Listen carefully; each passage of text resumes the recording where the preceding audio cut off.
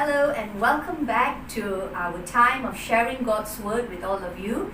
We hope that in the recent videos you have been blessed as you hear God's Word, as we worship together. We hope that it has inspired you in some way to look at different things in your life. Our topic for today is Don't Go to Groomer.com. Now I know it's a very funny title, it's something weird, and perhaps some of you right now are planning to just stop or pause this video for a moment and quickly go to Google and type this particular website. A few weeks ago as we were praying and when God gave us this topic, we ourselves laughed when God gave us this topic. And as we wrote it down and we started to prepare our points, we both looked at each other and we said I wonder if there's really such a website called Groomer.com. And guess what we did? We went online and we typed www.groomer.com, and for your information, no such website exists. But if you don't believe us, you can pause this video right now, go check it out, and you won't find anything. It will say unrelated or no such site detected. So what is Groomer.com? And I'm sure you're going to find out in this next few minutes. You see, a lot of us are going through so many changes in our lives in this past 2 months, 60 over days that we are now under this MCO. And a lot of us are finding it maybe difficult to adapt to change. And that is what the Israelites went through. 2,000 years ago, more than 2,000 years ago, when the Israelites were in slavery in Egypt, they found it such a distressing time, such a stressful time for them. And so what God did was God sent Moses to set them free. Now you would think as Israelites to be set free from slavery and to be able to have a chance to move into the promised land, they would be excited.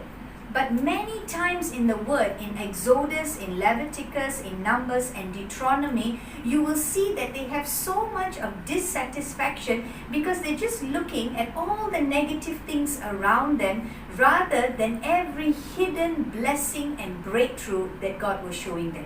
There were many miracles that God worked, but yet they chose to look at all the negative.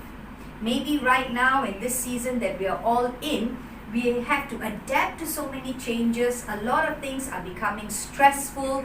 We're not used to it. We need to change. We need to alter our lifestyle, and it can be rather stressful. So what is Groomer.com that we're talking about? Don't go to Groomer.com. The first one is, I'm going to talk about 3 things, and the first is not to grumble.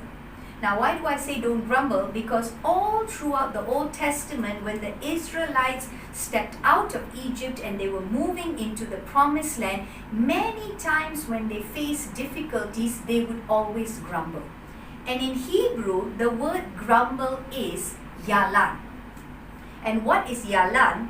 The definition of this word yalan is one with narrow thinking and self-importance. That they only think of themselves, they only think about their self-interest, their own benefits, rather than looking at the bigger picture. And we see this word yalan in Exodus chapter 17 verse 3, and it says, the people were thirsty for water, and they grumbled, saying, why did you bring us out of Egypt? To make us and our children and our livestock die of thirst? That was the frustration that they had. They only looked at their interest and they began to grumble. How many of us in this season we find ourselves grumbling more than thanking God? Maybe it's something that we need to evaluate. The second word that I'd like to talk to you about is murmur. Every time we see in the Old Testament, we will see that God says the Israelites grumbled and they murmured. Now what is murmur? Murmur, the Hebrew word is ragan. And this has a very interesting definition for it. Ragan is a low suppressed voice and a malicious whisper. Now what's the difference between grumble and murmur? If you're not happy with someone and you start to tell them what you're not happy about, you direct it to them, you talk to them personally and you grumble. But murmur is totally different. Murmur is not directed to the person that you're unhappy with, but it is when you lie in bed and you're sleeping at night and you're murmuring. Or you're having your bath and you're having all these thoughts and you're sort of like talking to yourself and you're just complaining about things. That is murmur. So the person that you're not happy with doesn't know what you're saying, doesn't know how you feel, because in murmuring, you're actually talking to yourself. But God hears everything. And this is seen in Deuteronomy 1 verse 27 that says, they murmured in their tents and they said, the Lord hates us. He brought us out of Egypt to deliver us into the hands of the Amorites and to destroy us. They literally say they murmured in their tents. As they were lying there and they were sleeping, they were murmuring to themselves. The third point, complain. Also found in the Old Testament many times by the Israelites, the word complain, the Hebrew word is anan, and it means to express resentment and make accusations. Numbers 11 verse 1 says, the people complained about their hardship to the Lord, and when the Lord heard it, his anger began to arise. Now, what is complain? Complain is slightly different from grumble. Grumble may be just a one-time statement. One statement or one sentence that is made, oh, I don't like this food. That's grumble.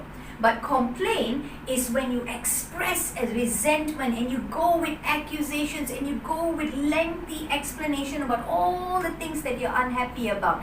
That is to complain. And if we look at our lives, a lot of us are going through so many changes right now. We're struggling with our work. We're struggling with church, with ministry, with finances, with family. Some of you are stressed up because you have your children with you 24 hours. They're not going to school. And you have to handle household chores. You have to handle your work. You have to handle your children and all other family members. And sometimes we tend to grumble. We tend to murmur. We tend to complain.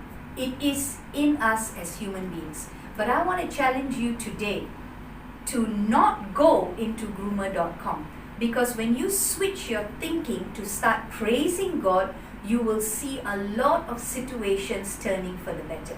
And that is what we're going to focus on in part 2 of this session, how you can come out of your grumbling, murmuring and complaining, and what can you do to see your situation improve.